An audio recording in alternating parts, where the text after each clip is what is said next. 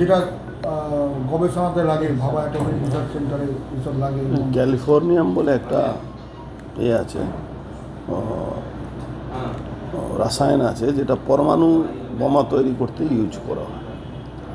সেইটা তৃণমূলে এক নেতার বাড়ি, ফ্রান্সিস এক্কা বলে, নকশাল বাড়িতে উনি থাকেন।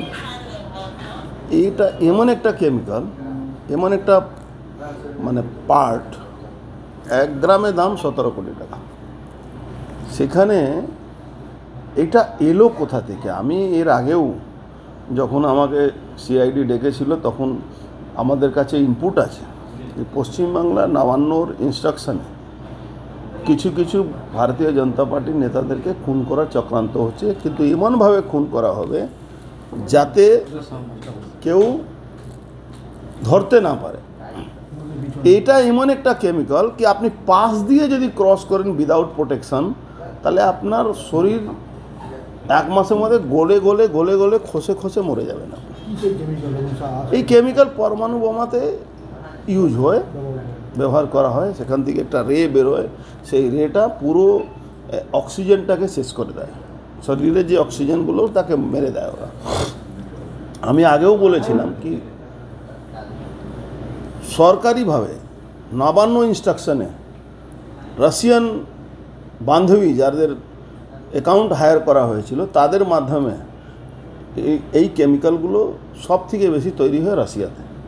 রাশিয়া থ্রু বাংলাদেশ ভারতবর্ষে পশ্চিমবাংলা নামক যে রাজ্য আছে সেখানে এন্ট্রি করছে। কেন? এখানকার পুলিশ প্রশাসন, এখানকার স্টেট এজেন্সি পুরোপুরি জিহাদিদের সঙ্গে আছে, যারা যে কোনো প্রকারে যেভাবে বাংলাদেশকে তারা আজকে হিন্দুদেরকে তাড়াচ্ছে, পশ্চিমবাংলা থেকে আগামী দিন হিন্দুরা থাকতে পারবে না, তার পরিকল্পনা করার জন্য যে যে মুখ প্রতিবাদী মুখ আছে তাকে বন্ধ করে দাও। কাউকে জেল খাটিয়ে, কাউকে পয়সা দিয়ে, কাউকে চর বানিয়ে কোনোভাবে তাদেরকে নিজের আন্ডারে নিয়ে এসে আজকে পুরো পশ্চিমবাংলাকে ডেমোগ্রাফি চেঞ্জ করা হচ্ছে। আজকে 9টা জেলা পশ্চিমবাংলা ডেমোগ্রাফি চেঞ্জ হয়ে গেছে, 70%, 72% জিহাদিদের সংখ্যা হয়ে গেছে।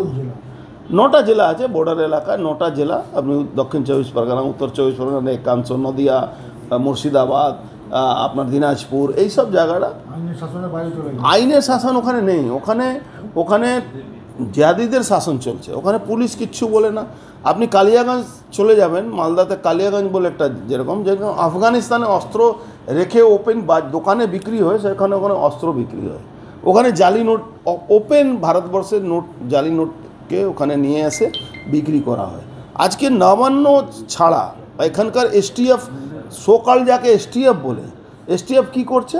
মমতা ব্যানার্জি যখনই বলেন অস্ত্র উদ্ধার করতে হবে, তখন কোনো লেথ মেশিনের মালিক সঙ্গে গিয়ে টাকা দিয়ে তাদের থেকে 10টা মেশিন তৈরি করে ওটা দেখিয়ে দেয়, বা কোনো অপরাধীদের যাদের সঙ্গে ওদের যোগসাজ আছে তাদেরকে দিয়ে কিছু অস্ত্র উদ্ধার করে, সেটাও হ্যান্ডমেড অস্ত্র, কোনো ভালো অস্ত্র উদ্ধার করতে পারে না।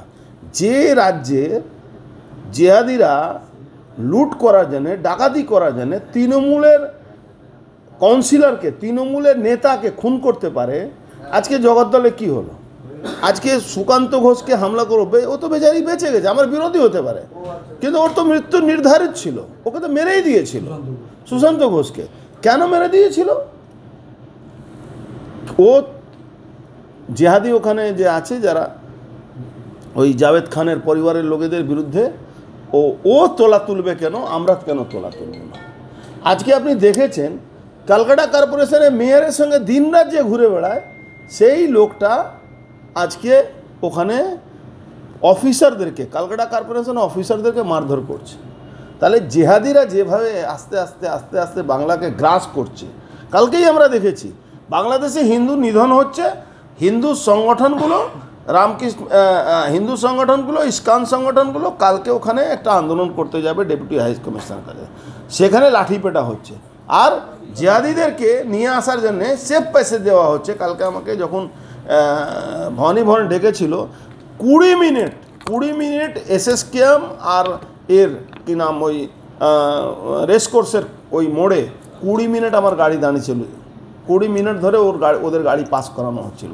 তার মানে ভাবুন, বাংলাদেশকে জিহাদিদের হাতে তুলে দিচ্ছেন শুধু ভোট ব্যাংকের জন্য। তো রাষ্ট্রের ক্ষতি, দেশের ক্ষতি, মানে রাজ্যের এটা তো কেন্দ্র সরকারকে এর মধ্যে হস্তক্ষেপ করা উচিত আছে। আমি বলছি ইমিডিয়েট 356 এখানে 355-56 না লাগু করলে বাংলাদেশের 2026-এর পরে কোনো হিন্দু এখানে থাকতে পারবে না, ভোট দিতে পারবে না, এটা নিশ্চিত আছে। বাংলাদেশে তো এখন হিন্দু বিপন্ন, হিন্দুদের জীবন হিন্দু বিপন্ন শুধু না, বাংলাদেশের হিন্দুদেরকে বাংলাদেশ ছাড়তে হবে এই পরিকল্পনা করে ওখানে।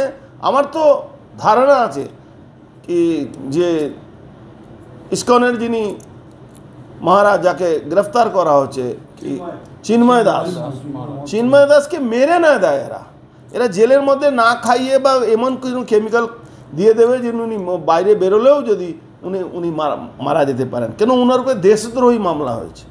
কিসের জন্য দেশদ্রোহী মামলা করে? বাংলাদেশে একটা কালচার আছে দেশদ্রোহী মামলা করে ফাঁসি দিয়ে দাও, এটা বাংলাদেশে হয়। আপনি ইতিহাস দেখুন বাংলাদেশে কী হয়। তো আমার তো সন্দেহ আছে